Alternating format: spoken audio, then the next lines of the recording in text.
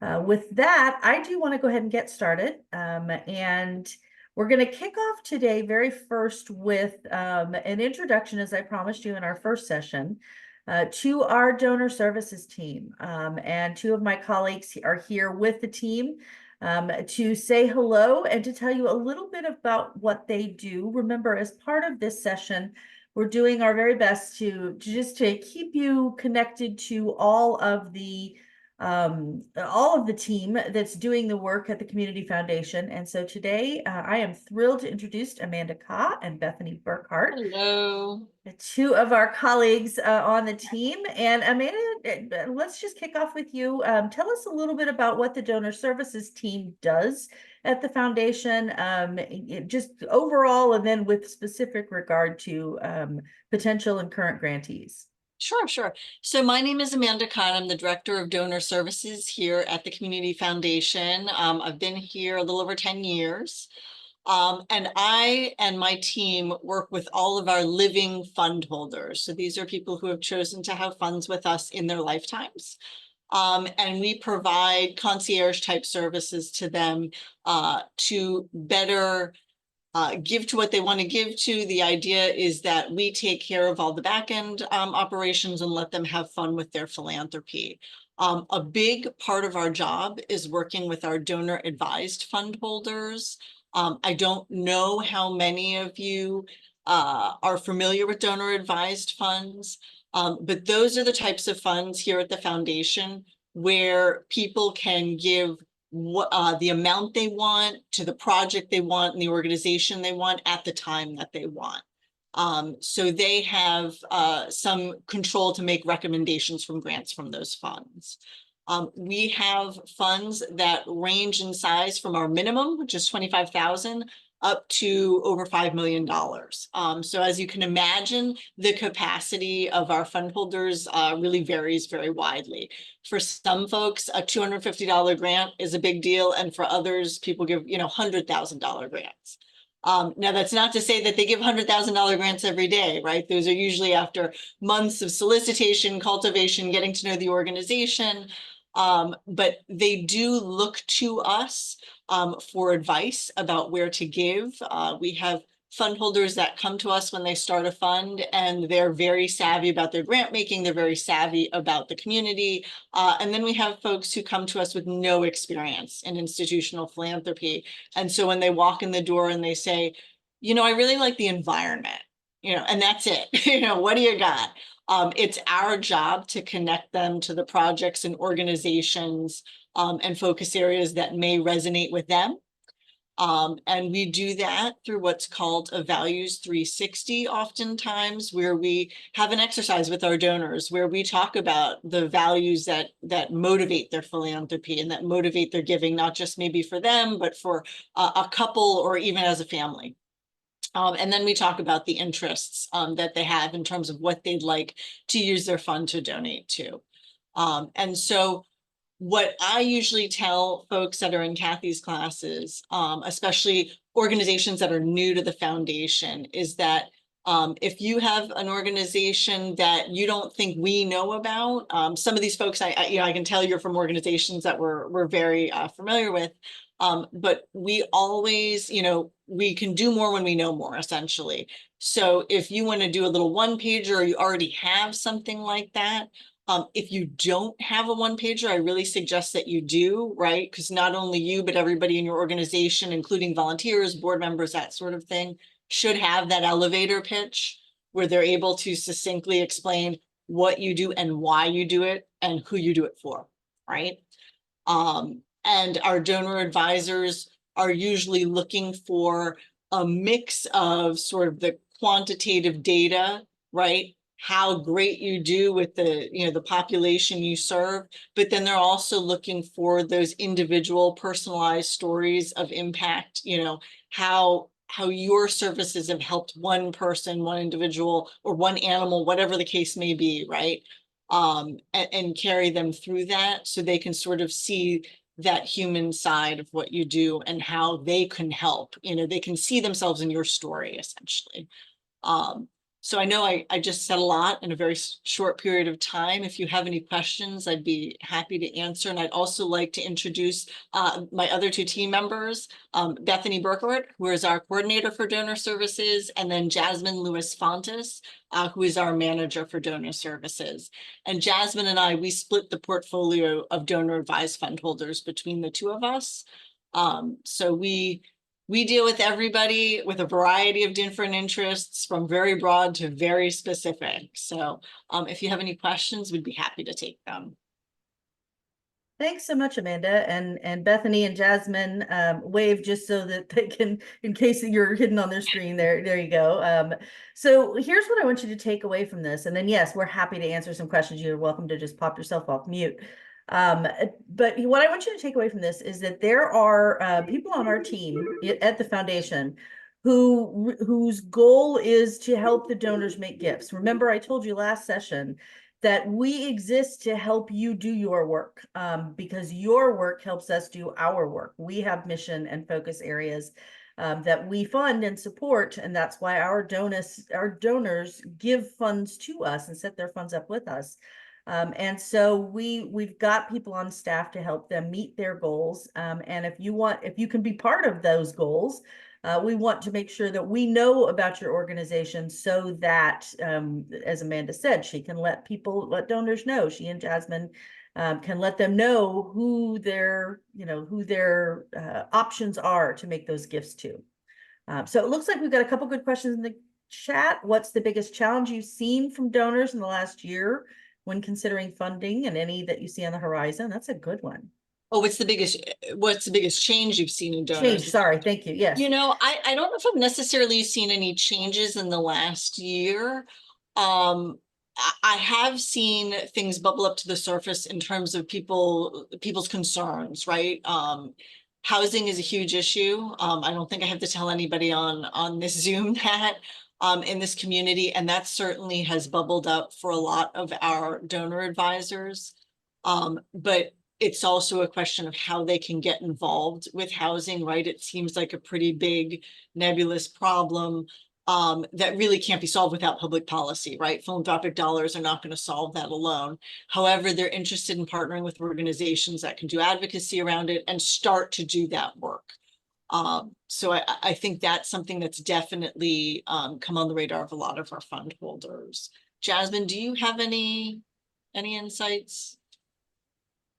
No, it's pretty much similar to what you said. I noticed that there has been a move in philanthropy toward trust-based philanthropy, which essentially means that donors are a little bit more open now than possibly in the past to supporting general operating or allowing their organization to kind of bring forth an initiative, like Amanda said, to tell them why they should support. And they're typically more open to supporting the things that you share with them. Yeah, I think that's true. And I think, you know, our donor advised fund holders, I can't speak for other community foundations, but ours have always expressed a desire to get to know an organization. And then when they want to fall in love with an organization, right? They want to get to know you and they want to be able to trust you. And once they know that you're doing good work, they are happy to give you that general operating support because they know you have proven to them that you can do you can make the best decision for that money. And I think we've seen some of that. And they were sort of doing trust-based philanthropy before there was even a word for it or it was a buzzword. So that is something to consider. And then somebody asked what exactly is required for a one-pager. So really, you know, when you were in, you know, elementary school and they told you to write the headline for the newspaper, the who, what, when, where, and why, that really is what we're looking for. You know, who you are and who you serve, why, you know, where, if there's a specific neighborhood, city that you work in, specific population you work with. But the why is also really important, you know, stating the need. I know a lot of people, a lot of nonprofits, because you work in this every day, you know, the need is self-evident to you, right? But sometimes you have to sell yourselves a little harder to folks who have never heard of you, or maybe you never even thought about the issue that your nonprofit addresses. So. Awesome. Thanks. And then who should we send the one pager to? I believe Kathy has our contact information in the slide deck. So Mhm. you will have our emails. And by all means, please reach out with any questions. Yeah, thank you, Amanda. That's perfect. And I will send out at the end of this, in addition to the handout, I'll send out a little outline. Our class today is really about building project descriptions and development, and we're going to go through some storytelling and talk a little bit about what that looks like. So all of that will be relevant in developing the one pager, as in addition to any grant applications that you're considering. So we'll talk about kind of how that stuff fits in. And then I can provide the outline. And their contact information will be in the handout. Should those initially go to Bethany, Amanda, or could it be any of Yes, you? that would be fantastic. Bethany Okay. Burkhardt here. And I would like to second too. I know Kathy is a fantastic teacher and facilitator around telling stories for around nonprofit storytelling. And I do just want to reiterate that this one pager, we're not trying to create extra work for you. This is something that you can sort of, reuse, recycle, repurpose. These are things that you should have at your fingertips, not just for you, but for anybody who's going to be a spokesperson for your organization. Awesome. Thank you. That's very good. Any other questions? Either pop off mute or we'll give you just a second for the chat. And again, you will have the contact information.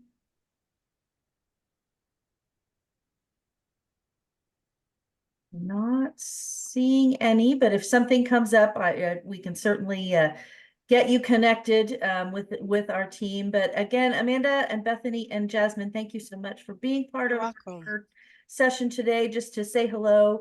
Like I said, we want to be sure you see all the folks that are here at the foundation that are working to help you do your amazing work, and helping you understand how you can help us do ours. So again, this is the donor services team. You will have their information in the handout.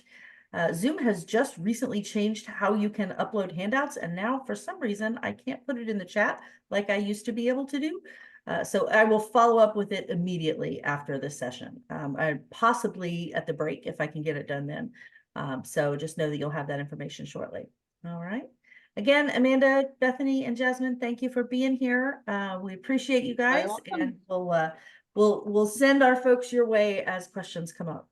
Okay. All right. Enjoy, everyone. Bye-bye. Bye-bye. Thank you. All right. And as they get going, again, welcome all of you. I am thrilled to be with you. I'm going to do a couple of screen things here. If you haven't yet introduced yourself in the chat, please go ahead and do that. One more time, let's be sure, give me a thumbs up that you can actually see the screen. Oh, looks like it. Thank you much. Okay, and I'm just move my stuff around just a little bit here so I can see you and all the good stuff. Interesting. The whole way that we do this work these days, it just is fascinating to me. I've been a teacher for several decades now, among other things, as I was doing nonprofit work as well. But I'm so fascinated by the whole Zoom concept and our ability to really do this work together this way. I'm assuming many of you know the story of Eric Yuan, who actually is the founder of Zoom. If you don't, I'll give you just a quick version because it's interesting to me. He was a young man in college in China, and his girlfriend was also in college in China, but she was in a different college. And they were about a 10-hour train ride apart. And so at that point, Eric was trying to figure out how to, I guess this was in the early or mid 1980s, how to create some sort of a way that they could see each other and talk to each other more easily than this 10-hour train ride. And in 87, he actually created, as a freshman at college, he created the very first bespoke video telephony software, is how they kind of listed on his bio. And so then fast forward, he's a tech guy. So after college, he wants to come to Silicon Valley, which was an event in and of itself for him. He actually applied for his visa 9 different times before he finally got it approved, but made it over. It's a good thing he was persistent. but made it over and started work with some of the tech companies. Actually went to work with WebEx as one of the very first hires. It was then purchased by Cisco, which is one of the giant tech companies. So he pitched them this idea for this video meeting, mobile friendly video system. And they said, nah, that'll never work. No, thanks. You're right. So, he tried to take this out to several different people, really worked to get that story out, and just didn't get anywhere with it. So he ended up pooling money from family and friends in order to really launch this. Finally got it launched in 2013 was when its first version was available to the public. And it launched as an IPO in 2019.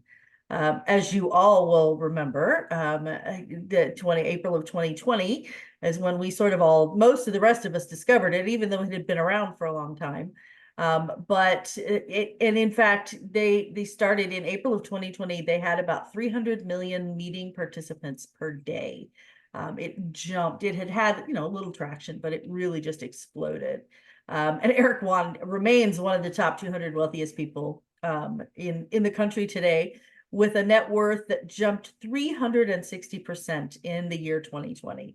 There's all different numbers of what his asset value is today. I saw anything from 3.9 all the way up to 30 billion. So I'm not real sure which one is most accurate, but the interesting piece of all of that is that due to his persistence and some really strange environmental situations, his story is one that is just a really interesting one. So I get that shared just to kind of give everybody a chance to get up and get going here. And with that, I'd love to start us in. Here is our plan for the day. We're going to do a quick review of your readiness. We talked a little bit in the last session about what readiness looked like, and a lot of people looked at our readiness checklist, looking at reviewing what your needs are, the whole idea of the need, the solution, the impact. We talked a little bit about impact last session as well. And then we'll spend a little more time refining the idea. So we dug into the why a little bit last session. We're going to work to refine the idea or the what from this point forward, and even developing the process of what a grant application or what a fundable project looks like. We're not going to even look at the application yet. We didn't look at it in the first session. We're not even going to look at it in this session, because the idea of developing strong grant fundable proposals, it comes with the planning first and the application second, instead of getting the application and then trying to fit in the project or the program that you need funding for. So it's flipping that a little bit. So that's our plan for today. And you had the opportunity a moment ago to meet Amanda, Jasmine, and Bethany. And Bethany is the one that you will send your one pager to. If you get to the point, and again, this handout will come to you at break or at very latest right after the session. But if your handout will come to Bethany, but on the chance that you forget that, you can also send it to me. Their offices are just literally right down the hall from mine. So I can easily get it to them as well. And as I said, I will send out a little outline or template of what that could look like. You're not limited to that, but it's a way for us to get the information that we need as part of the program. So you'll have that information. So what I want to do first now is take a look at, we looked at this last session. How ready are you for this work? And what I'm going to do is invite you just in some small groups to kind of think about and talk about, where are you today in your readiness? How organized are your planning documents?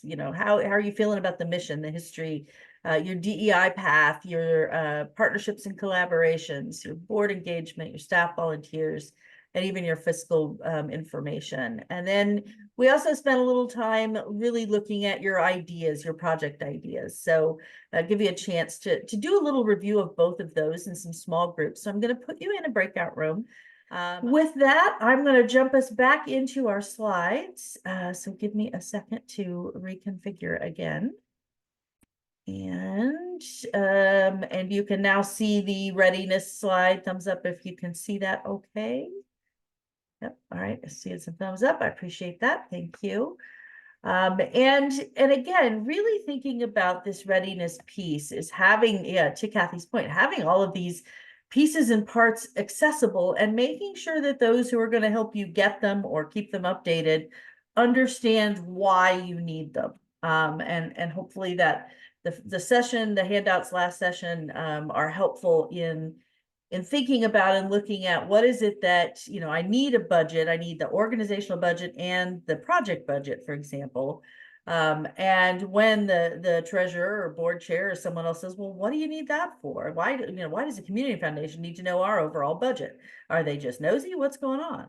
You can say, no, what that does, it helps them understand that we've laid out our whole year and that the board has approved and has bought into this plan. And this is how we're going to fit the funding that we could receive from them into our budget. So it provides that kind of a confidence and a knowledge that your organization has done that thought process, done that work. So great points to kind of think through in that readiness piece. And even really starting to get your idea put together, really thinking about, what is that problem?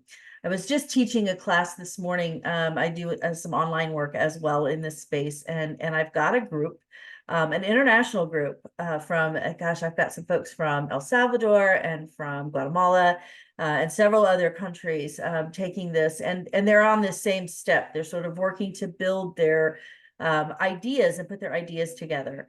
And like many of us initially, when you say, what's the problem? Well, the problem is, in the case of this one of the organizations, they need a new hospital in a rural part of the country.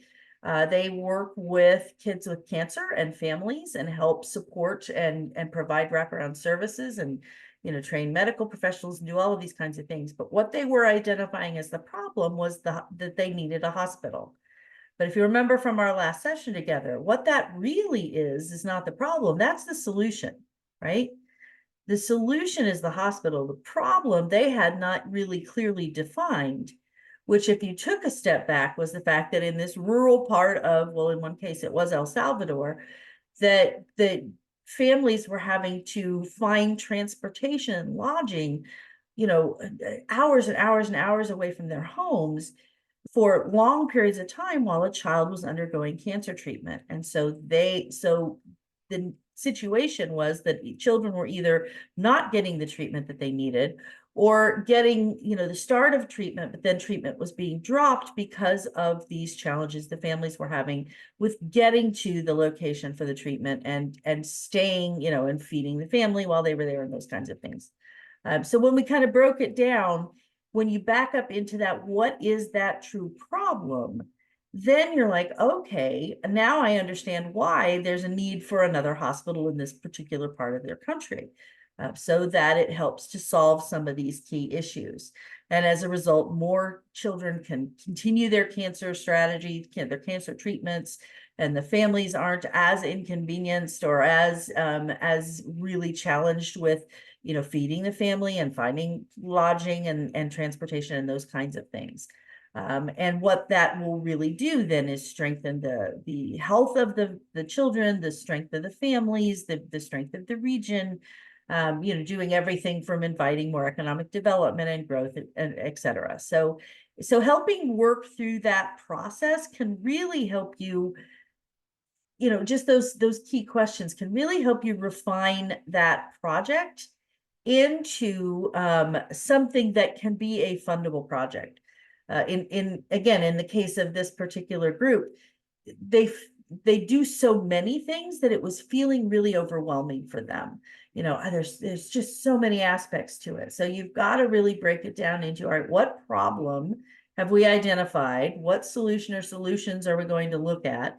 And then in the case for a grant proposal, most of the time you're going to need to pick one or two of those solutions to focus on. and demonstrate those results. And then a lot of times, once you've gotten a funder who understands how you're doing your work and you've proven some of the work for, one or two of those solutions, they may be willing to then fund again at a larger amount so that you can do more of the work. But this is another one of those key readiness pieces. I still turn to it to this day. As I'm preparing grant applications, I really have to think about, in fact, we just had this conversation the other day about the Learning Center, the nonprofit center. What true problem are we solving? Yes, we want to offer classes and we want to provide grants, but why? It's that backing up. What is the challenge in Broward County? That means, that leads to the solution of having a nonprofit center of excellence as part of the community foundation to offer programs and trainings like this. So we had to really back up the conversation for a few of our donors and even a couple of our fundraisers to help them understand, the idea that we have 10,000 nonprofits in Broward and we have lots of amazing resources, but not everybody can find them or get to them. They're not all kept in one place. There's lots of different classes and things that happen, but not everybody can find them.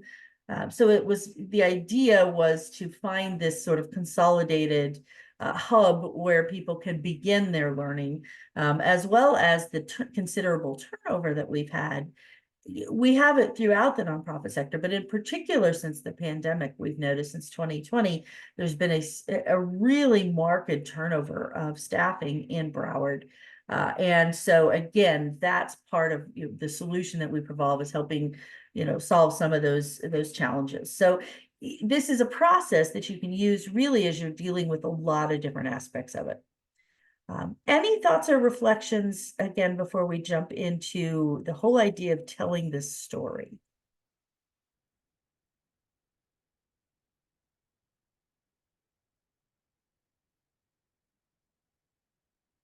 All right. And I'll keep going, but again, don't hesitate to pop something in the chat. If it's something you want me to circle back to, I'll be glad to do that. So as we move forward, I want to think about, I'm going to kind of take you back in time to probably elementary school days for some of you, and the whole idea of building a story and what we've always called the story arc. Gustav Freytag is who first created what we now call this story arc, and he's really considered to be, or the arc is considered to be a classic narrative structure that applies to any story. If you think about it, we'll use the story of Toy Story. Hopefully most of you have seen that movie or know that story. And really in the exposition, which is what sort of lays out the beginning of the story, and we meet the characters. In Toy Story, we meet Woody and Buzz, right? And we get to know who they are. Woody's one of Andy's favorite character toys. Buzz is a new toy he's just gotten, and we get to know the layout of the room and how they're sort of sensing that there's some conflict between those characters and so on. And you'll find this really in just about any story, whether it's a book that you're reading or a story that you're learning. There should be sort of an exposition that lays out who those characters are or those character types. In the rising action, this is when the problems and the challenges are introduced that the characters face. Again, in Toy Story, this is where we learn about the sort of the competition between trying to be Andy's favorite toy and some of the challenges. You get to know the characters a little better.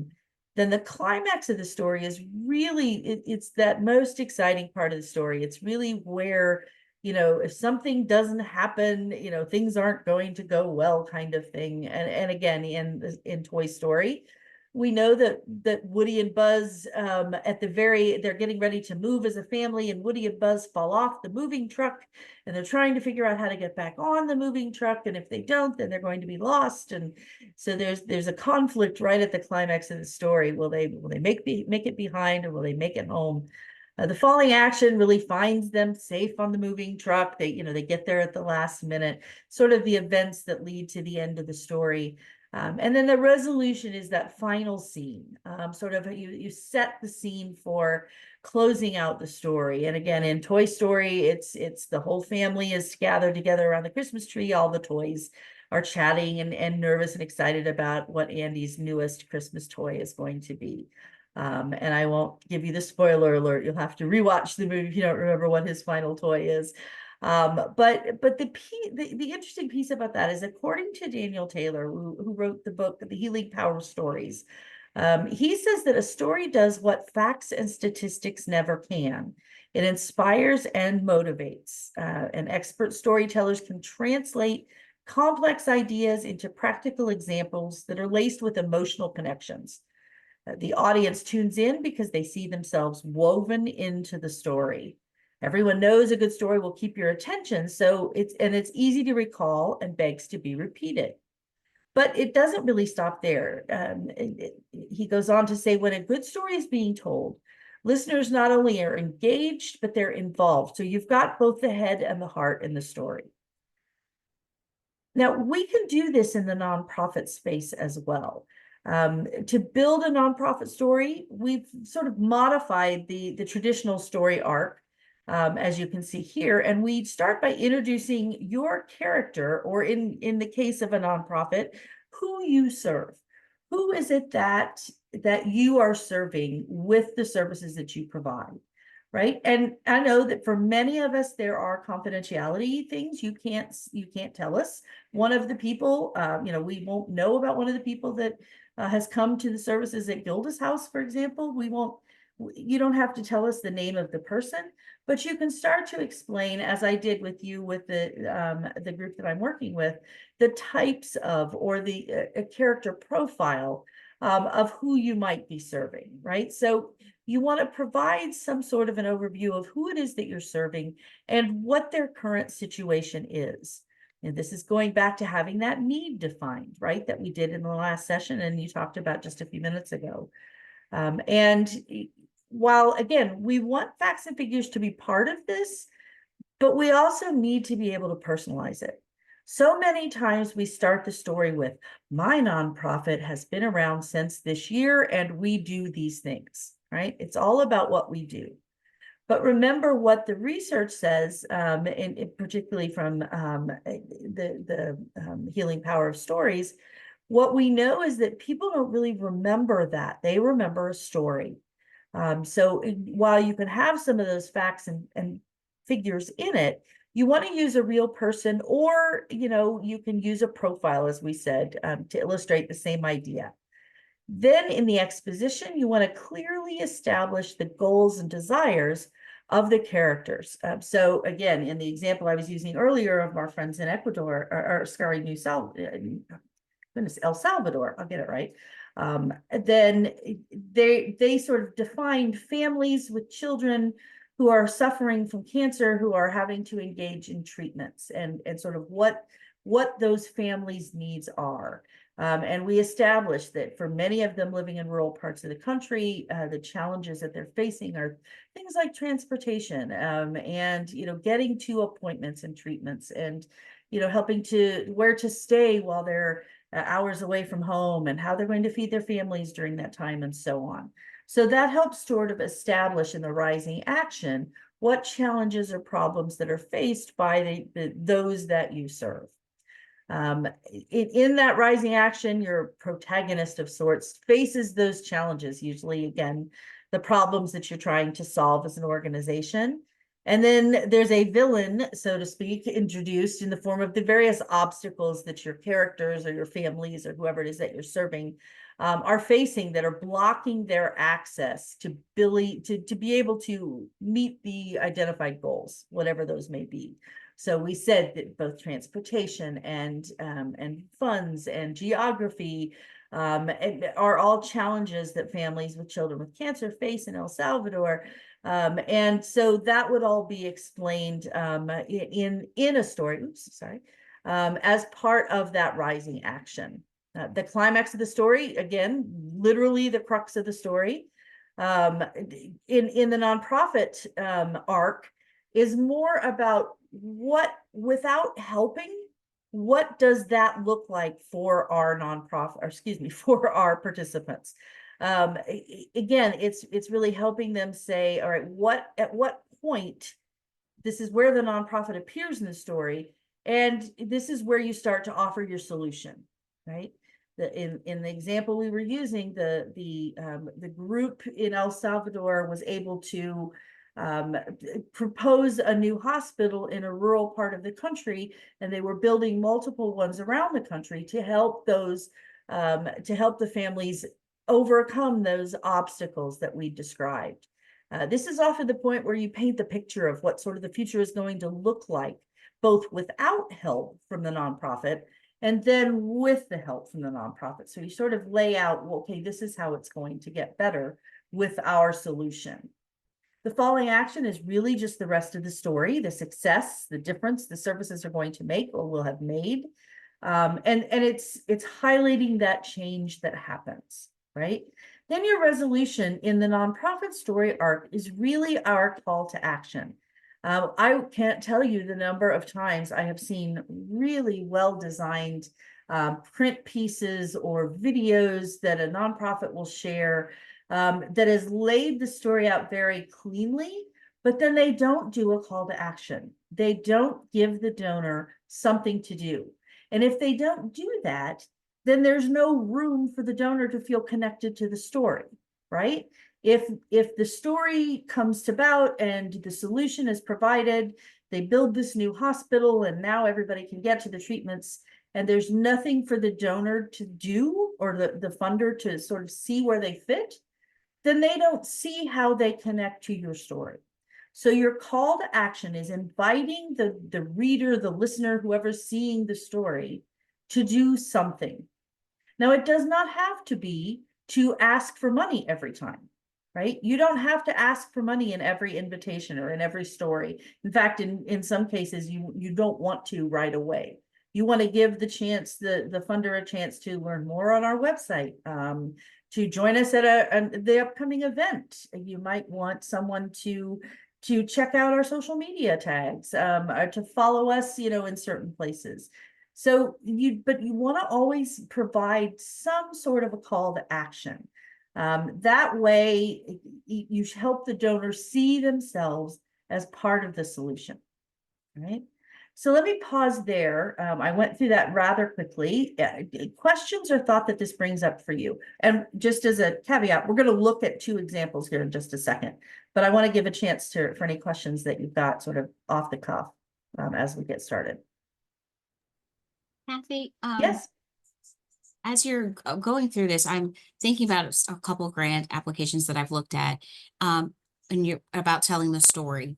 Would you say that you're presenting that story and like an example if they're asking the statement in need, or do you start your storytelling when they're asking about your organizational summary?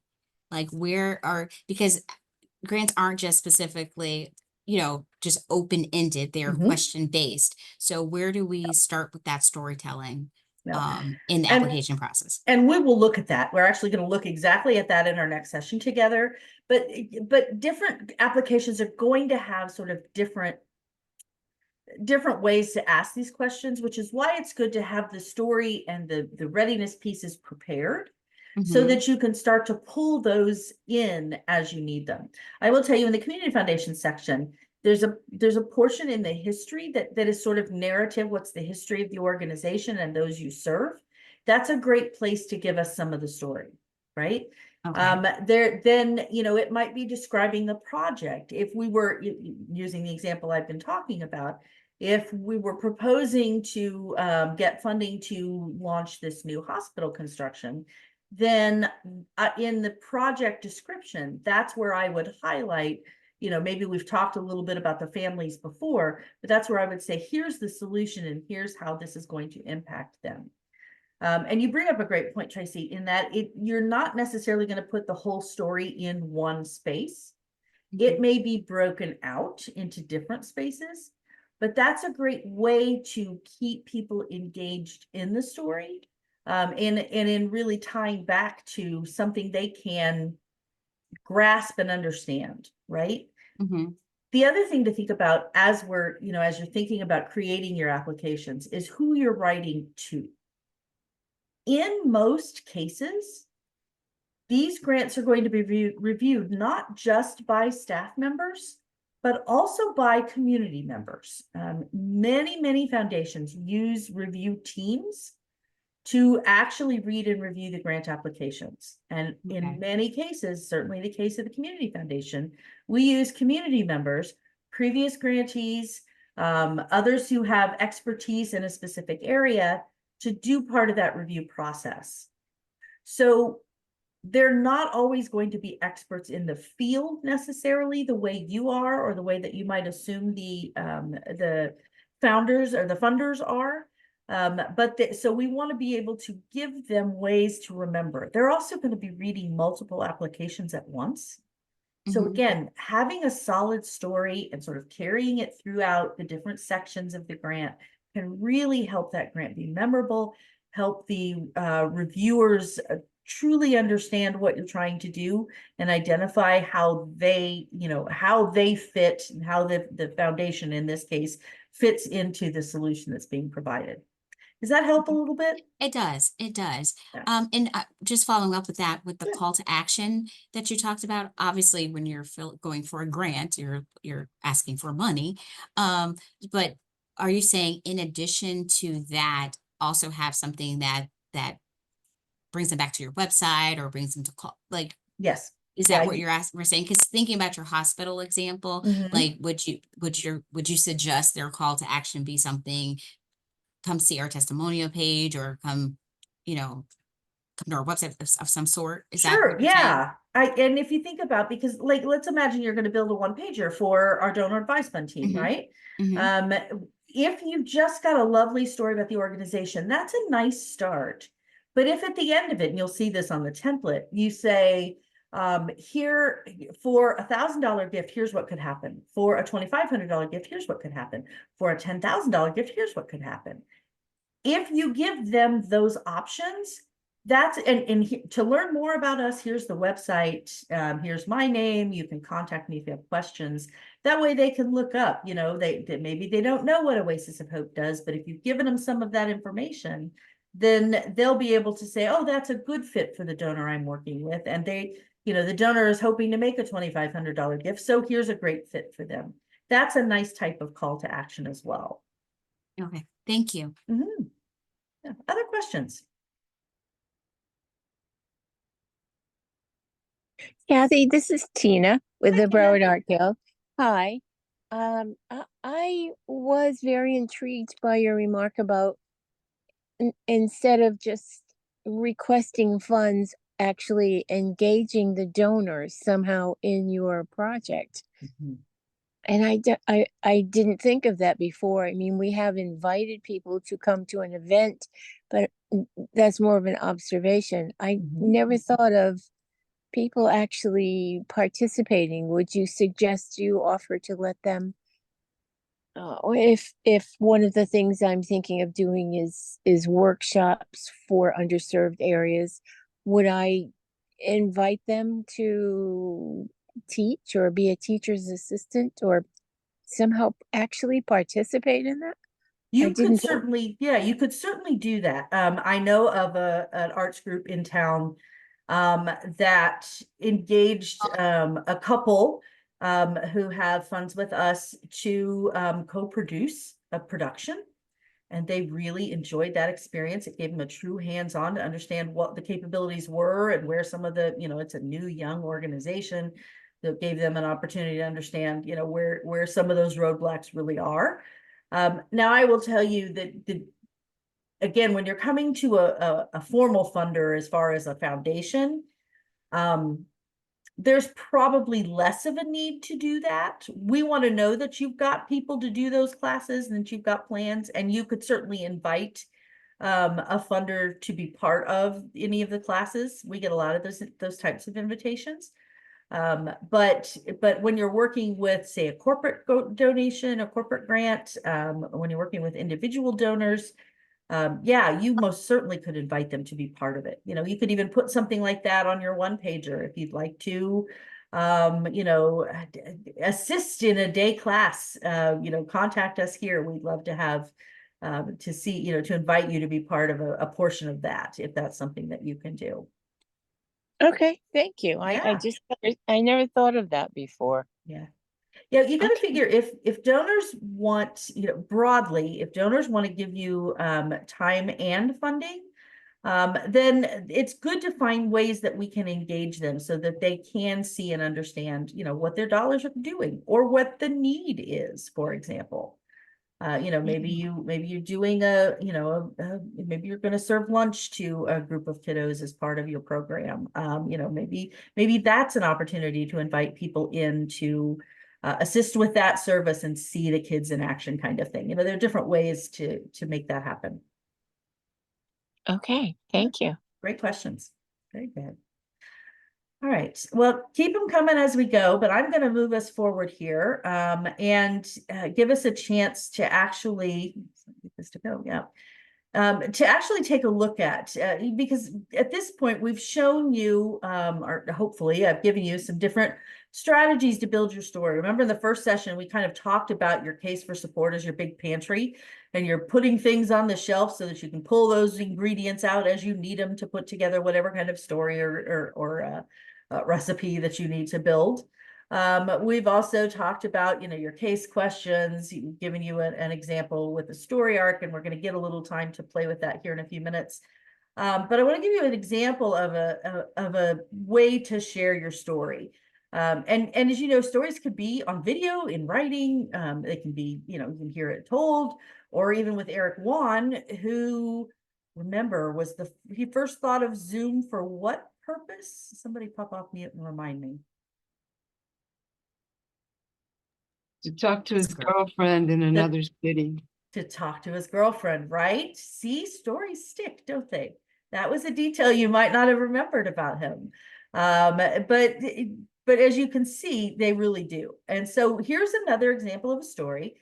There is sound, so I'll give you that heads up. It is, however, just music. It's really cool, but if the sound isn't working for you, you're not missing any words. So just know that, all right? So hopefully I've got that all set up right. I'll hit play. We'll watch this quick story, and then we'll come back and talk a little bit about it. What I want you to listen for and kind of think about is, what is the exposition? How are we meeting the character? What challenges are they facing as part of that rising action? Where's that climax to the story? What's the falling action that sort of sets the character up for success with the solution? And what is, kind of how do they close that up, and what's the call to action? All right, so that's what we're watching for. Okay, and I'll just ask for a thumbs up if once I get it going, if you can hear it okay.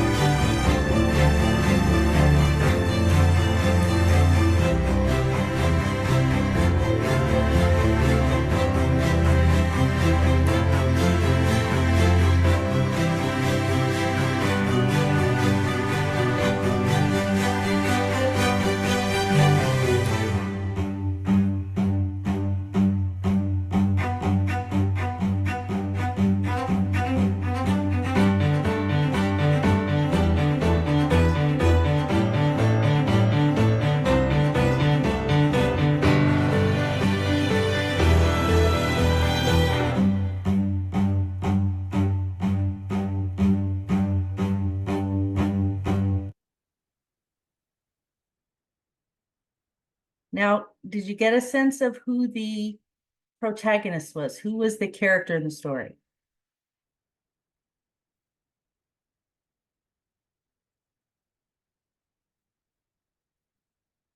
Who was the story about? The story is about a 12-year-old girl who lives in poverty and is at risk for not having the education to make her way in the world. And so she's at the mercy of unscrupulous people. Yeah. Yeah, it's a powerful story, the way that that's told. But you get a sense right away, thanks, Lori, of who that character is and the key challenges that she may be facing, right?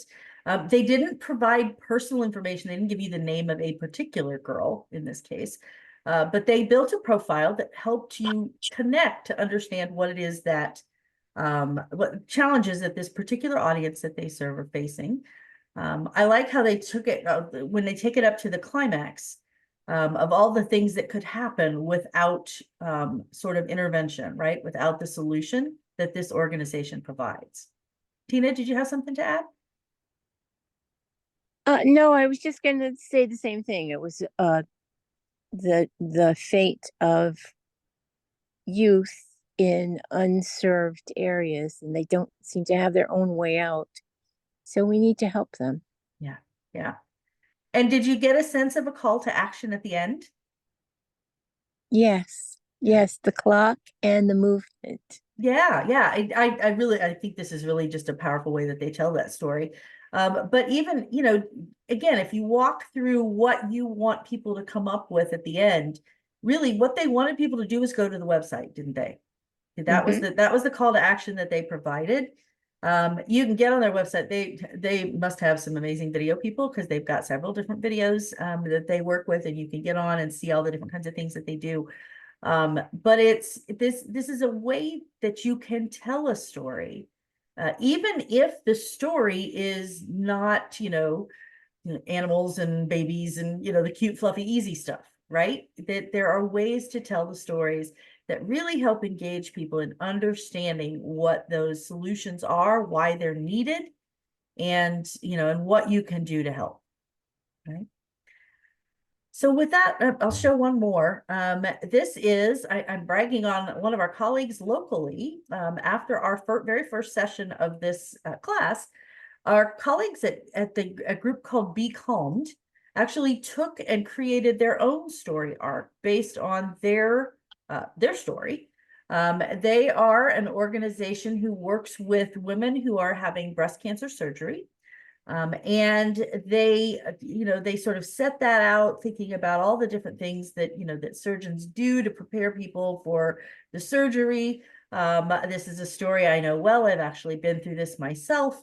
And they tell you all the things to know, but there really is somewhat of a or was a missing piece in that.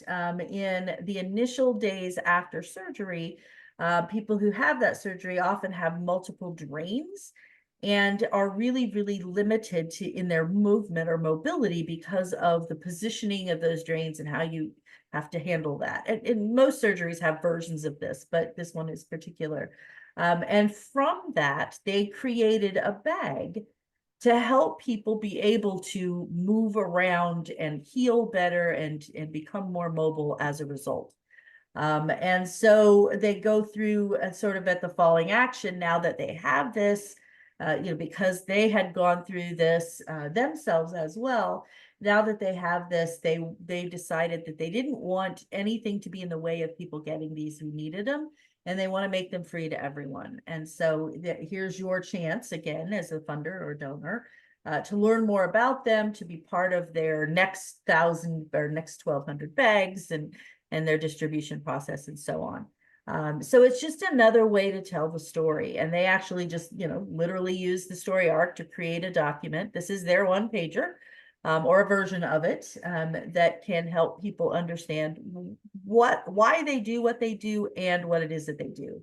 Because if you, to meet them, if you just say, oh, we make and hand out drainage bags for people with breast cancer, you think, oh, that's nice. if you haven't had to deal with that, you don't really know what that means or why that's important, but cool. But here, by looking through the way that they've built the story arc, you can start to see how that information really helps you get a deep understanding of what it is that they're trying to do and why, right?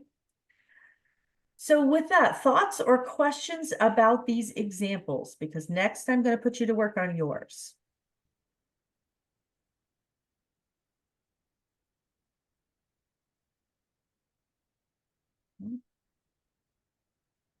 All right. So here's what I want to do. I want to take, I'm going to give you just 5 minutes of quiet time. You are welcome to turn your screen off if you'd like to do that. But we'll just time it at about 5 minutes. I'll be here to answer any questions that you have, but I'd like you just to make some notes to yourself about your story. And what I'll do is I'll go back to the story arc slide so that it's up. And just to think about a project or something you'd like funded and how you might begin to tell that story. What I will tell you often is the case is that if you start with the resolution and kind of work your way backwards, sometimes that's easier. You know, what is it that you ultimately want to happen, and then sort of figuring out how that builds into the story. So let me just give you a few minutes of quiet. We'll do this for 5 minutes. So we'll come back together. And then we're going to do a little bit of group work where you'll get a chance to kind of share your thoughts with the group that you were with earlier. I'd love to get just a little feedback about, you know, kind of what your groups saw or talked about. Anybody have something they'd like to share? Could I share? Absolutely, Lori, thanks. Well, I was a little bit confused about, since I'm a theater company, I was confused about whether to write a grant for a specific show or for a season of shows, like a series of shows. Mhm. And I felt like the people in the room were so helpful in, you know, asking me about what my ultimate goal is. And then, you know, so it was really very, very helpful. Oh, You know, good. yeah, they Yeah. helped me understand the working backwards process, or working forwards, I guess it really, but according to your chart, it would be working backwards, but really it does start from, you know, what the want is, what the outcome, the desired outcome is. So Exactly. And that's part of that is why we say, get all these pieces ready. And then you can start looking for funders, and you may find a funder or a donor who is excited about a series. You may find another funder who's just interested in one particular show. You may have somebody else that would like to help with costumes. You know, I mean, there's a lot of different aspects of that, but if you don't have all of the pieces and parts ready to start to put that together, it gets really complicated.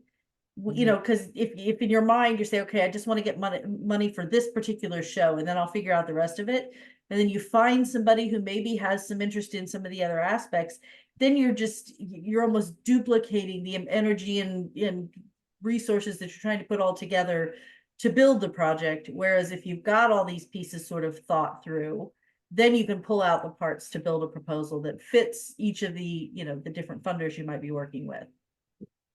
right. So it's, yeah, great thought process there. And it's working a puzzle, as we know. And that's again why we try to get a lot of these pieces ready ahead of time just as an efficiency for you, right? Best use your time to pull together the materials necessary for a proposal that fits what an organization needs and that what you need as well. Other thoughts or reflections?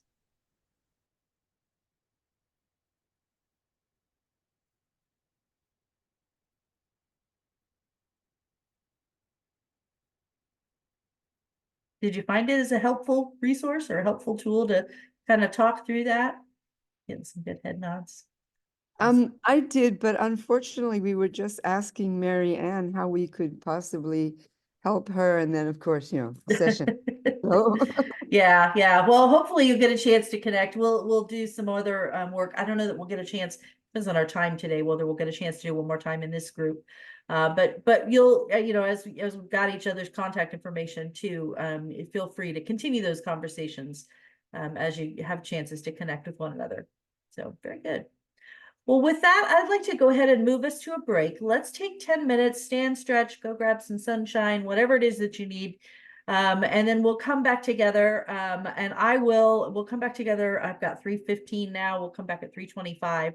And then in our last hour together, we're going to work through some additional process pieces to really get you ready for the application itself. We'll walk through our last hour together. And to do that, we are going to dive into sort of the rest of the planning process for building a fundable proposal. I'm going to jump back into a quick screen share here and give you a little bit of content to kind of work through. If you see a randomly strange little picture, caricature, then you're in the right spot. And we'll jump into this space. Give me 1 second to get my screen again back where I need it to be. Good. So what we're ready to do now is to really think about the how. How do we build this process? Once you've had some time to put your readiness pieces together, to kind of strengthen that pantry, to put in all the different pieces and parts that you can pull out for whichever application you choose to fill out, and figure out what questions are needed.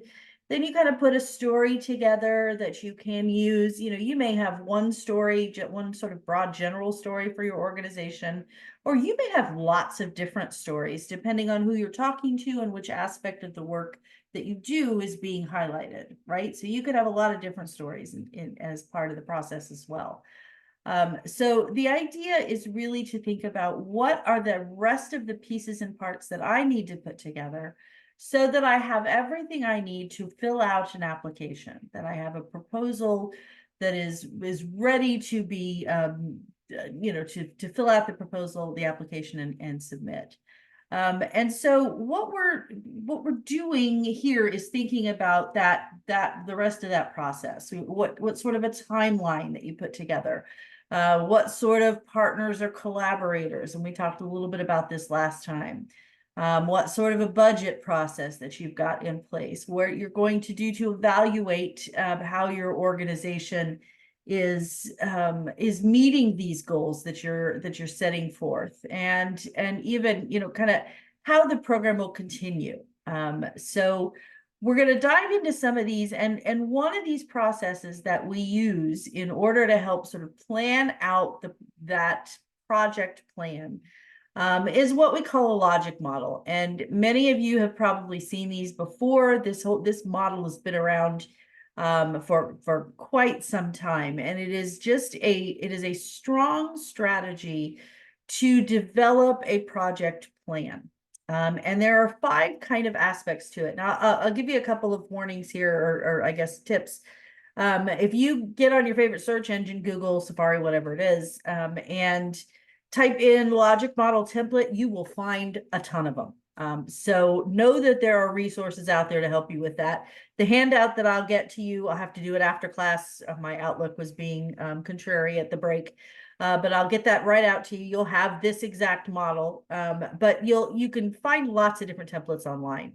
But what I did is sort of simplify the process to just be able to walk you through what this is and why it's important. So the idea of the first aspect of a logic model is really identifying the resources, or what they often will call the inputs.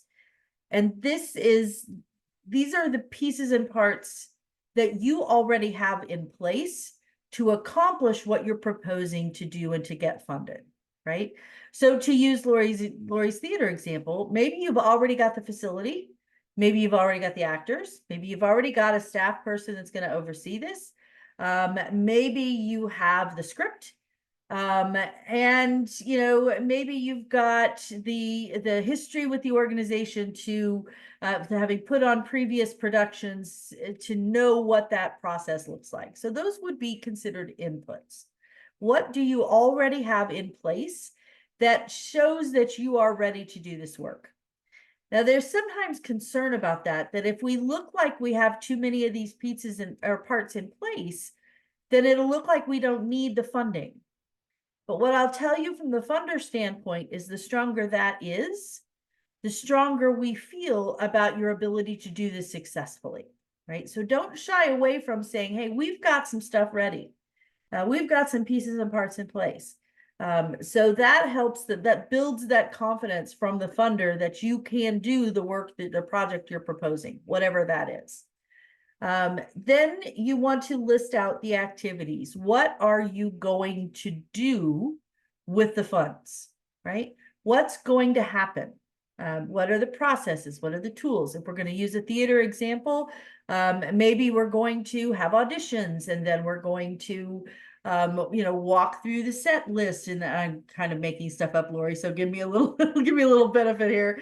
But what sort of costumes do we have planned? Maybe we'll have a couple of rehearsals, and probably more than a couple. But it's all of the activities that are going to happen in order for the project to occur, right? Whatever that looks like.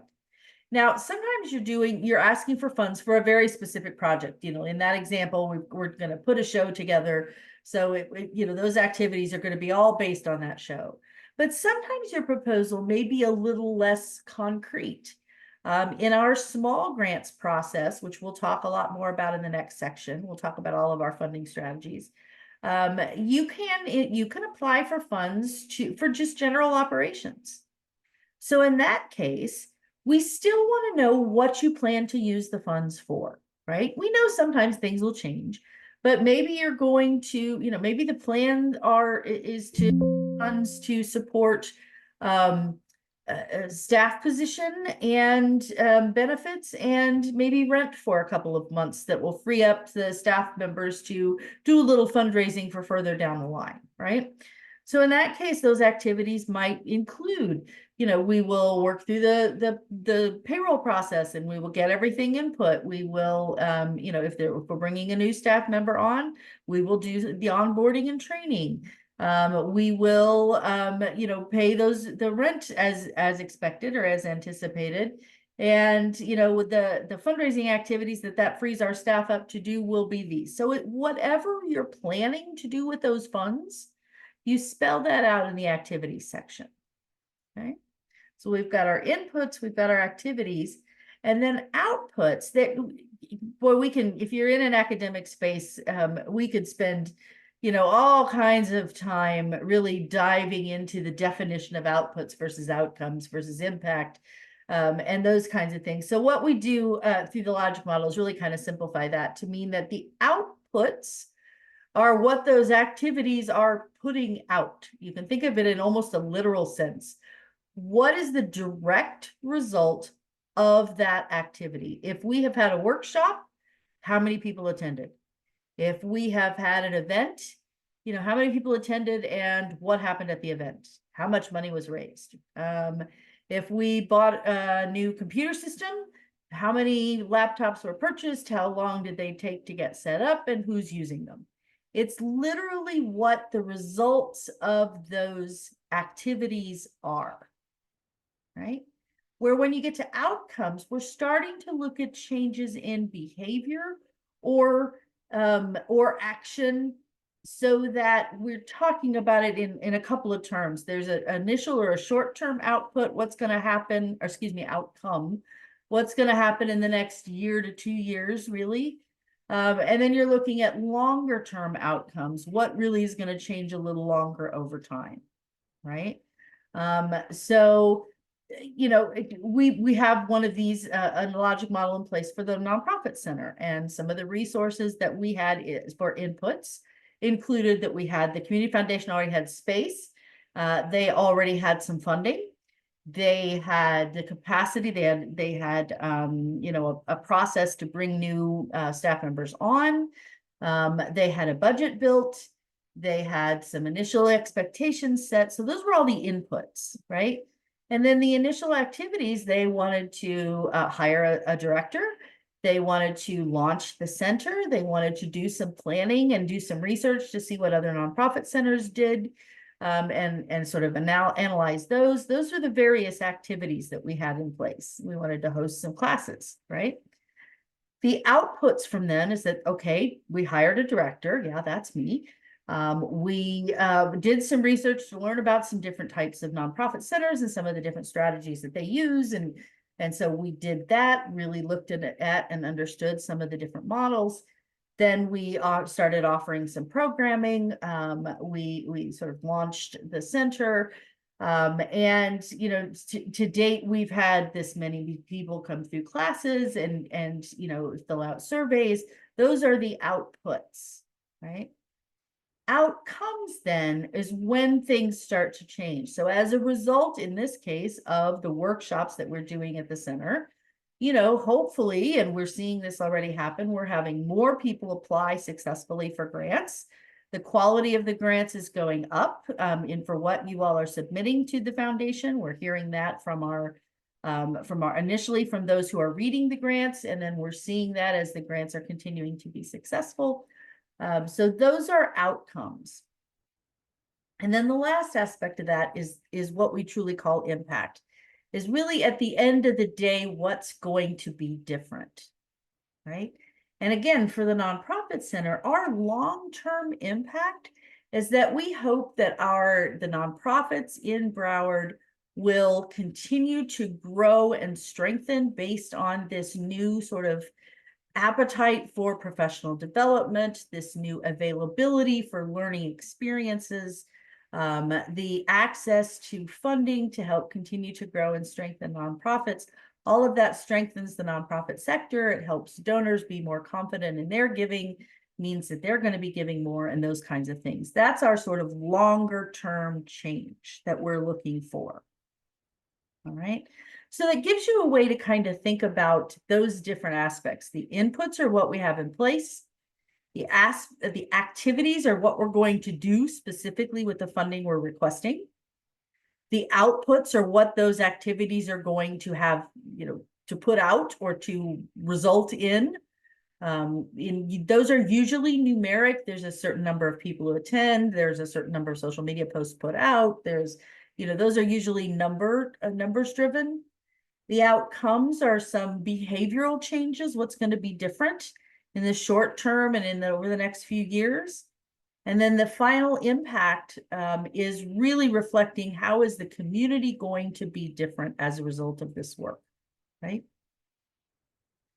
So with that, you've got a model and you've got, this is just sort of a blank model. I want to give you, again, just a few minutes, about 10 minutes of quiet thinking time, where you can start thinking about, all right, now that I've thought a little bit about what I might submit funding for, let me start to build a model for that, right? Let me start to think about what do we have in place in our organization that will help us be successful in implementing whatever this new project is. So again, if we're back to Lori's theater project, she's gonna, you know, you're gonna think about, just for the purposes of the exercise, she's gonna think about, all right, what do we have in place to run a show, right? Or maybe a series of shows, whatever you want to choose. And then what is going to happen if we, you know, if we're granted funds to make this happen, what are we going to do? And then as a result of what we do, what's going to happen? You know, how many people are going to attend, how many staff members are going, or actors are going to be hired, whatever that may be. As a result of those things happening, what's the outcome? More people are exposed to theater and the learning, the experience, and maybe, you know, new topics that they haven't been exposed to before, whatever that might be.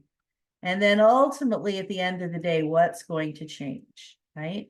Maybe the community as a whole has an even broader embracing of the arts, and maybe, you know, the strong arts community is growing the economic impact in our community, or whatever it may be. So I'm going to give you some quiet time to kind of think about, again, your own project and where you might start to line out that process. And then when we come back, I'll invite anybody that's willing to sort of share what you've got, and we'll go from there as far as, you know, we can kind of talk through a project. So let me give you a few minutes of quiet time. I think I said 10 minutes. Let me just give you 5 right now. And then we'll, like I said, we'll kind of walk through an example project. All right, let me pull this back together. And I'm curious if someone would like to kind of walk through just where you are so far. And we can do a little bit of sort of workshopping as we go. Does anybody have an example they'd be willing to share?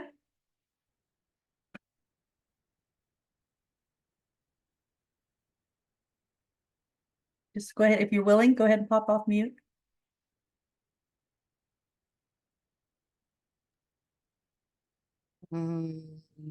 Okay, if nobody else wants. Oh, Lori, it may be you. Yeah, I don't see any other hands up, so we'll start with you. okay, well, of course, I didn't complete it, of course. okay. There wasn't a lot of time, but Right. so input, resources and input. Well, scripts, actors, volunteers, I don't know, audience members that have already seen our shows. Is that, would that Yeah, count? you've got an established audience, right? Or an established, yeah, I mean, that would be something you would be adding in that you've got in place already. Yeah. Yeah. Okay, And volunteers is another good point. and I don't have a venue though. Okay, That would be in the activities. So okay, casting, preparing scripts, hiring a stage manager, lighting designer, finding a venue, creating publicity materials, getting interviewed. That's what I had for activities. so those would be all the things that are gonna happen with the funding that you're providing, or that the donor is Right. providing, right? And there's a lot more. I didn't mention even putting on the show yet, but anyway. Right, yeah. And so So you'd want to break all of that out, right? And sometimes you can clump some of that together. So, it might be preparation work, you'd have 2 or 3 bullets under there. Then the show, the launch of the show, and you'd have, those aspects. So sometimes you can somewhat categorize that. Right. Because one thing to note is that now there are some funders who actually will require you to submit a logic model. Not all of them. The Community Foundation does not require that you submit it. But we do ask for each of these pieces, and we'll see that next session is to kind of where everything fits. And we do have a lot of conversations when the grant managers, which you'll also meet next session, about outputs and outcomes and impact. And those are the things that we have to report. So walking through this process, even if you don't submit a document that says this is my logic model, is still going to be a really helpful piece and a really important piece as you're putting together your application. in other words, it has to be evident that you've come up with this. Correct. Yeah. Yeah. Okay. All right. So you've got your inputs, you've got your activities. What sort of outputs? What are the initial outputs that you would see so far? Reviews, the number of people attending, audience reactions, tickets sold. Yeah. Yeah. Yeah. And even, even maybe as you're thinking about some of that pre-work, the number of actors that apply for the positions, right? That would be an output that would show a growth in interest, perhaps, if you were able to, if you were promoting a little further than you had before, maybe you had more actors apply, or audition. Sorry, I'm not using the right terminology, but hopefully you know what I mean. Okay, it's fine. Yeah. So, things like that. Sometimes you just think about what would this funding allow to have happen, and what would the result of that be? Okay. Okay. Great. All right. Yeah, and of course, if you can offer them a higher salary, you'll get more. Of course. Yeah. Yeah. So maybe you've got actors with higher levels of experience now applying that hadn't before. So Right. that might be an output that is going to strengthen the quality of the show and the recognition and the interest in sponsorships and other things, perhaps. Wonderful. Yeah. Yeah. Absolutely. Okay. Then as outcomes. Yes, then the outcomes, well, difficult topics presented, more people coming to the theater, people thinking about women's perspectives in different topics and different subjects. Discussions, talkbacks. I don't know whether a talkback would be an output or an outcome. I think a talkback would probably be an activity. An activity.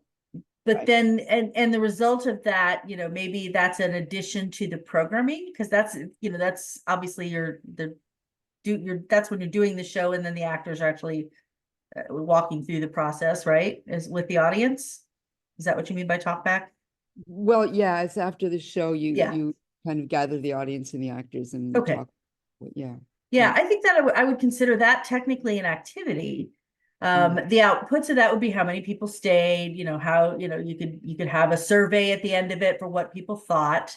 And the outcome might be that there becomes more of an interest in that type of programming. So maybe there's growth in attendance, in programs that have that. So that would be more of a behavior change, that more people are coming once they're getting used to these talkbacks. They're coming to see the shows and then staying for the, that interchange is showing some true educational growth. And then, that can be surveyed. Okay. Yep. And then for the impact I had, well, more people will come to see theater written and produced by women. Actors are able to make a living. I mean, I guess this is over time, right? Yeah, exactly. This is sort of that big long-term vision, right? What ultimately will change that this project is going to contribute to.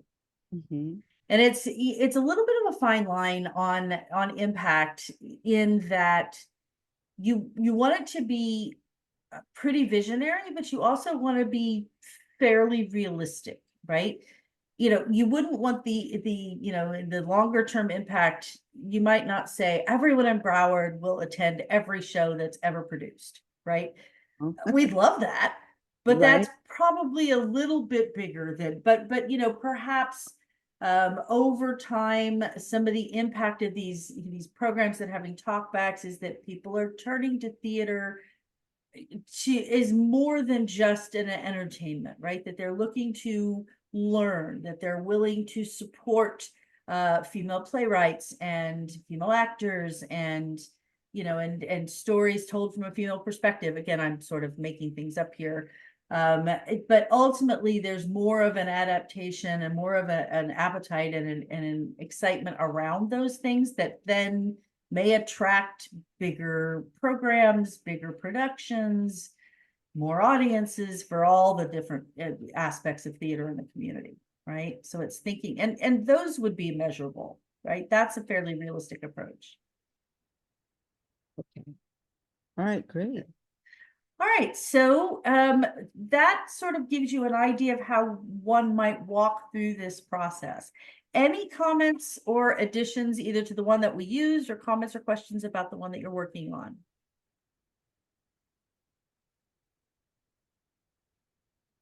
I would love to hear from other people about their projects. Yeah, thanks, Lori.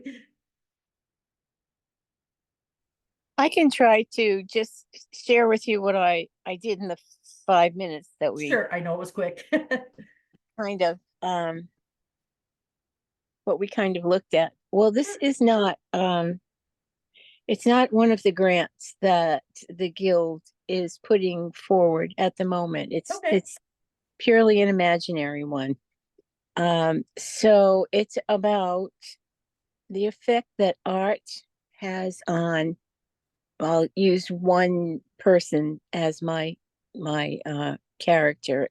We'll call him Frank, and Okay. he's schizophrenic, but he's somewhat functional in that he can take buses here and there. Sometimes he can work, a part-time job. And one of the things I notice is that he paints, and his expression of the way he feels comes out through him producing painting. Okay. So my input would be to gather small groups of people with special needs. I don't want to cross over into um, anything medical because we're not qualified for that. Okay, Although one of my board is a doctor of psychology, and she does do a lot of work with healing through art.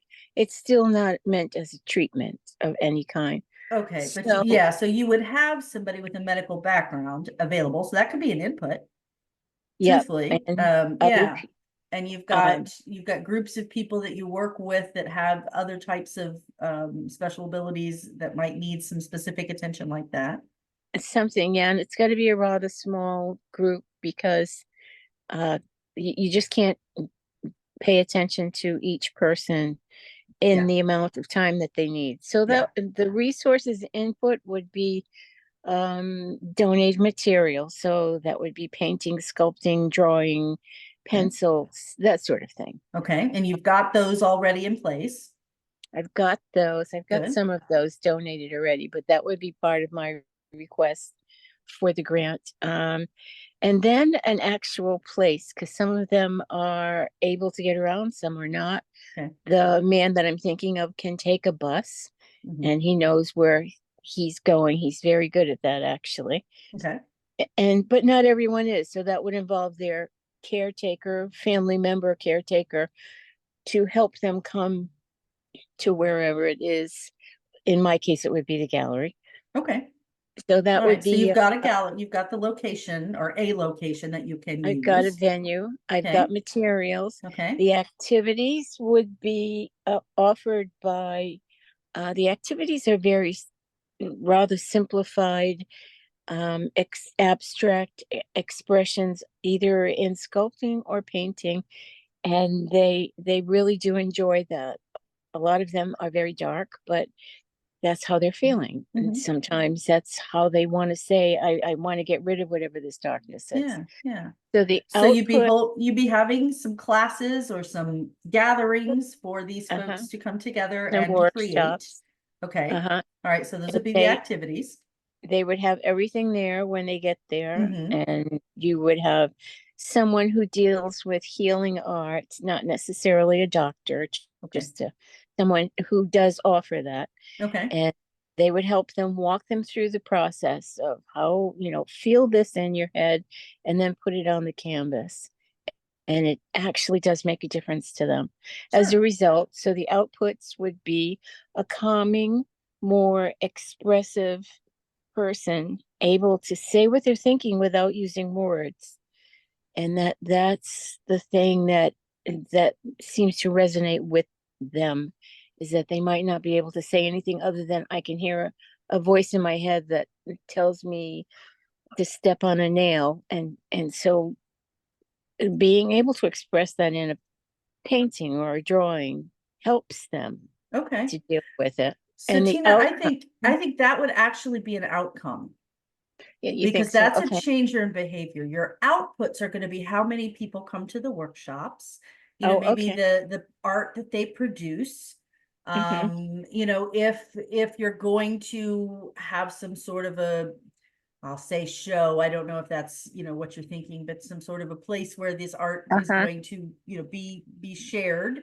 That could be an activity hosting that, and then you could try, whatever the attendance is for that would be your outputs. But then the outcome is that change in behavior. It's that calmer approach, right, Okay. to Uh-huh. dealing with some of the issues that folks may be dealing with. That'd be more of your outcome. Oh, I got it. And then the impact or the change in the overall community would be a calmer, more confident person instead of someone just staying in their room and being terrified Yeah. to come out. It would ease the whole relationship with their family or their whoever it is they deal with. If they're in a group home with the other people, if Right. they're at home with their family, it's easier for them. It can be a very disruptive dynamic for Yeah. someone to have a family member that has mental issues. And a lot of times it can be embarrassing for them, but they visually change when they're expressing themselves through the art. Sure. Okay. I can see it. Yeah. That makes good sense. And then, yeah, so that impact change is, is going to be felt by the families. It's going to be felt by, the housemates, if they're living in a group home situation. And then it's going to be visible within the society when, maybe there's a little bit less stigma, we're starting to change the way that looks Exactly. and deeper understanding of different types of art expression and so on. So good. That's a great example, Tina, and thank you for sharing that both with you and Lori, to thinking about how we can start to put this work together. So my challenge to all of you then over the next couple of weeks is to really dive into this aspect of the project, both your storytelling and your logic model. Now don't feel like it has to be perfect. Don't get too bogged down if you've got an output and an outcome space or vice versa. Know that we'll walk through that process again next session and give some folks a chance to ask questions. But that's my challenge to you, is to kind of work through that, those two activities as you really start thinking about something you would like to pursue for funding, and beginning to lay that out in project planning form. All right. So that's my challenge to you. And what I want to do with the rest of our time together is just to review a few other of these aspects, sort of that process pieces, to both help you understand what these pieces tell your funder or tell a donor, and what that possibly might look like. Because once you've laid out this, a logic model in this way, then you've got those activities and you've got those outputs that you're going to gather. Then you can start to build a timeline that says, okay, in this one, the little example on the screen shows it by month, but you could certainly do it by quarter, or because you don't always know when the funding is going to come, you could say in the first 3 months after funding, these things will happen. In the second 3 months, these things will happen. So you can spell that out in a lot of different ways. And you can do this on a calendar, you can do this on a physical timeline. There's lots of different apps out there now, and software programs that will help build those for you. You can, everything from PowerPoint to Canva. I think there are a lot of different ways that you can do that. But again, it doesn't have to be anything fancy. It can certainly just also be written out. This will happen, then this will happen, then this will happen. All of that tells us as funders that you've really thought through what this project is going to look like, right? Tina and Lori both shared really clever, interesting ideas that were we to fund, we'd want to know how that was going to actually lay out in action, right? And that's what a timeline can help tell us. And again, we know you're planning this sometimes 6 months or more ahead of when this is going to happen, when you're going to get the funding and actually make things start to happen. So we know there'll be changes and edits, and that's fine. But what this shows us is that you've really thought through it all, right? So, Tina's got these activities, these workshops coming up. We would want to know, how is that going to look on the calendar? When are those going to happen? Has she built in enough time to, to promote throughout? Has she thought through the different aspects of how they're going to recruit people for those workshops? Has she planned out what those activities are going to look like? Has she thought about, does she have the right equipment in place? And has she got time to get her venue or whatever that might be? And all of that in a timeline really just kind of spells that out. I'm a big fan of this particular timeline. Is called a Gantt chart. And I'm a big fan of that process just because it's a really good visual to show how things are happening and when your busy times are going to be. But again, that's not required. In fact, in the Community Foundation applications, it'll just give you a paragraph format and say, please share your timeline. So in that space, you can say, in the first 3 months, these are the things that are going to happen and so on. You can kind of just narrate it out like that. But there's also a place that if you have done one of these sort of graphic visualizations, if that's helpful to you, you can upload that and show us that you've really laid that out. So again, it's not a requirement to have the visual graphic, but there is a place you can share it. And sometimes that can be really helpful in helping the reviewers truly see how this is going to lay out, right? And it also helps us assure that this fits within our funding timeline. We talked last time that you're really looking at anywhere from 4 to 6 months between the submission of the project proposal and funding. So we want to be sure that you're not trying to do this, before the funding comes in.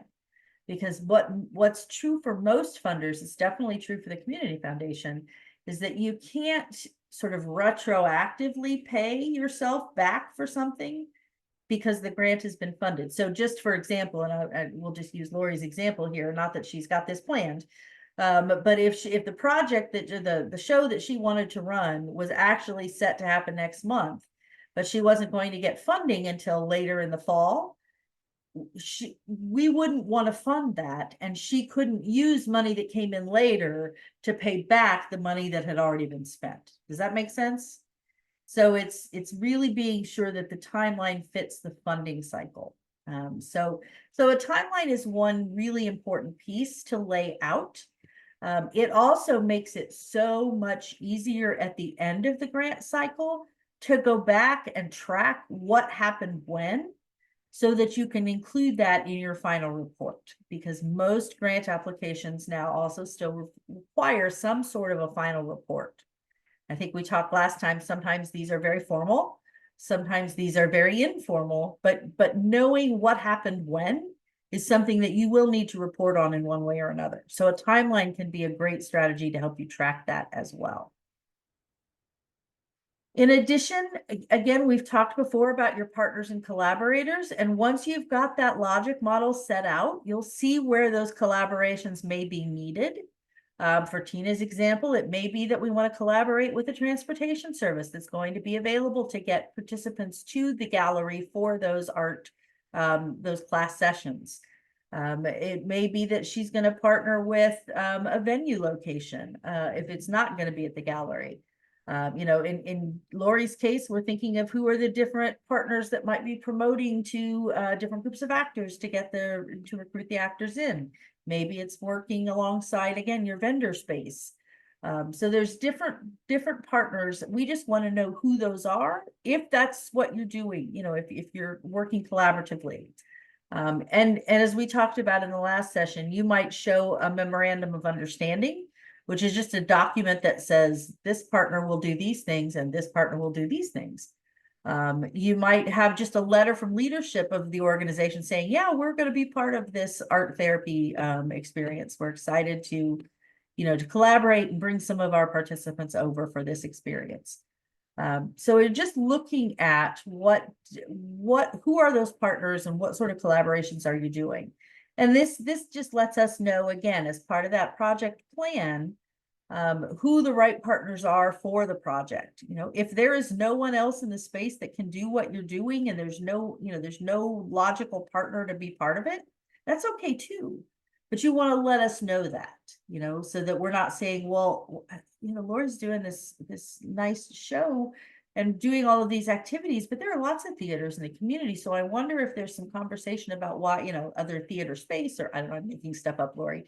But this gives us an idea of how you've done the work to really understand where the right space is. It also, as we said before, helps us not duplicate our services, right?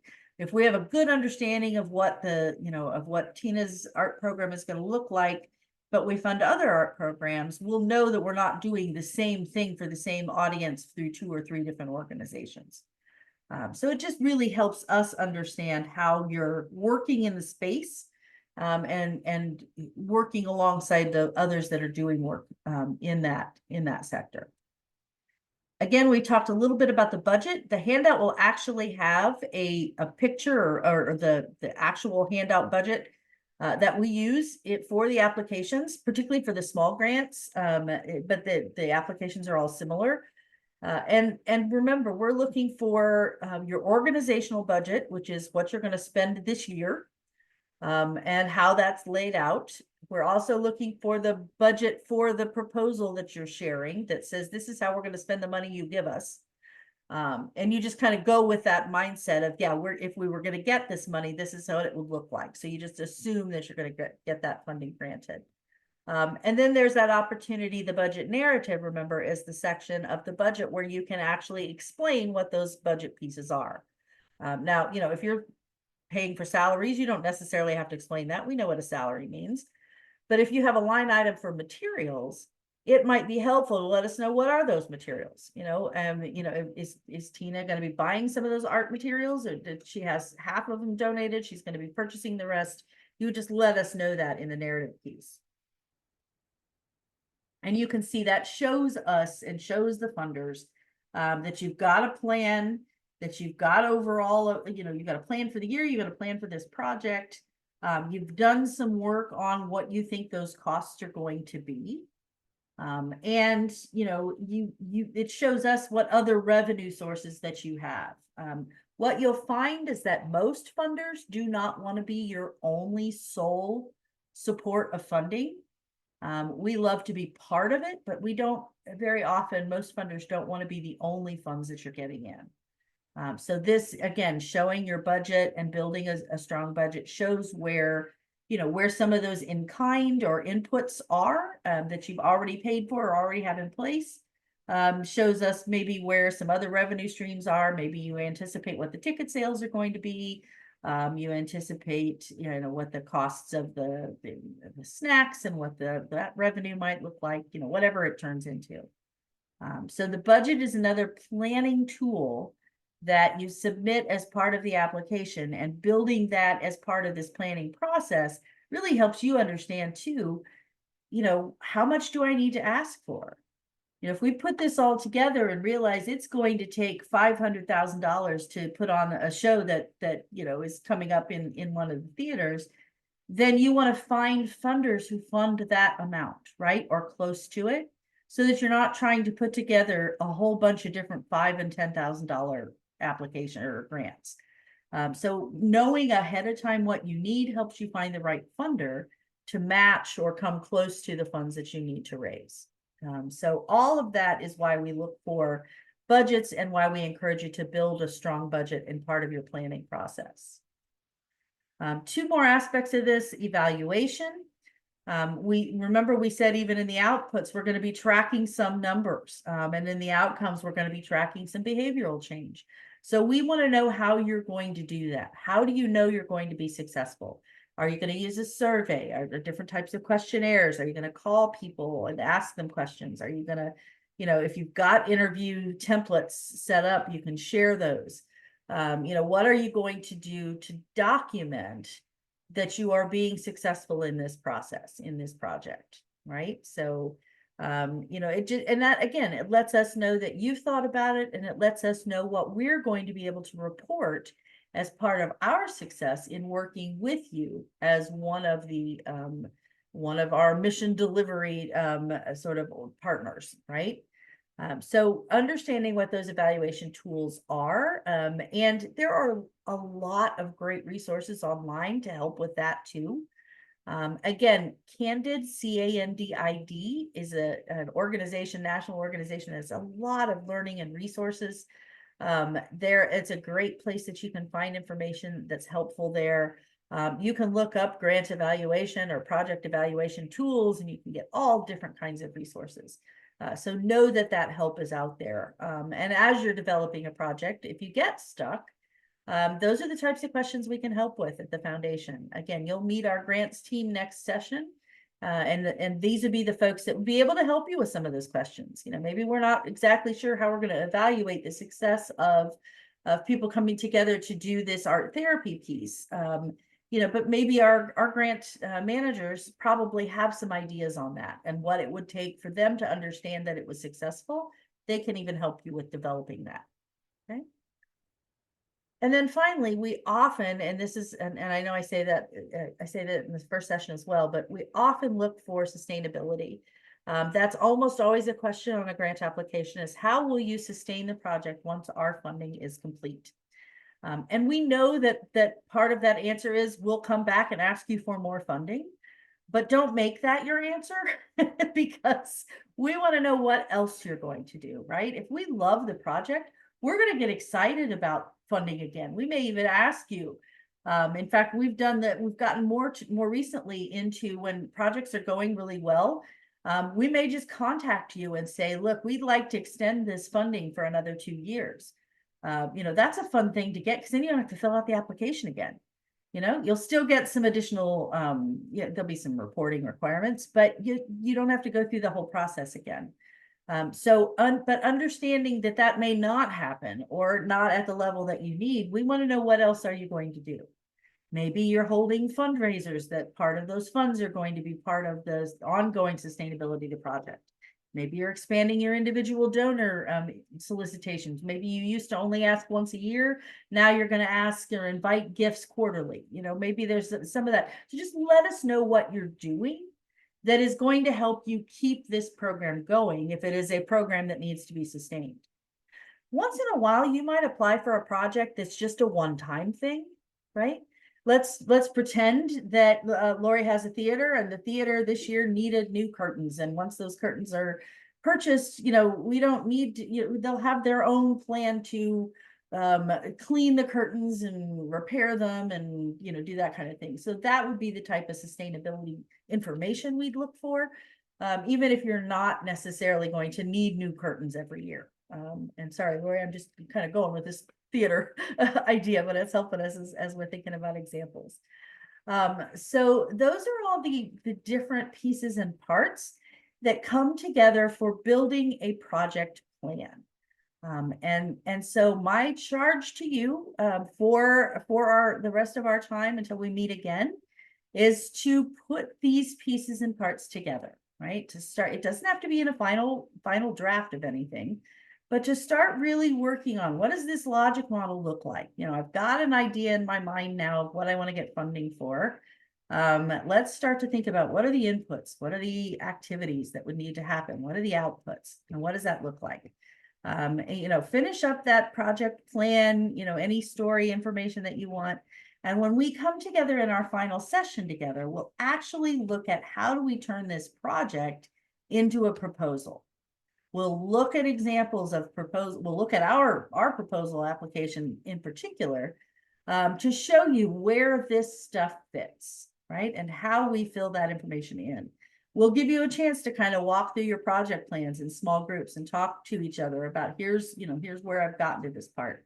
We'll talk a little bit about how to find funders, right?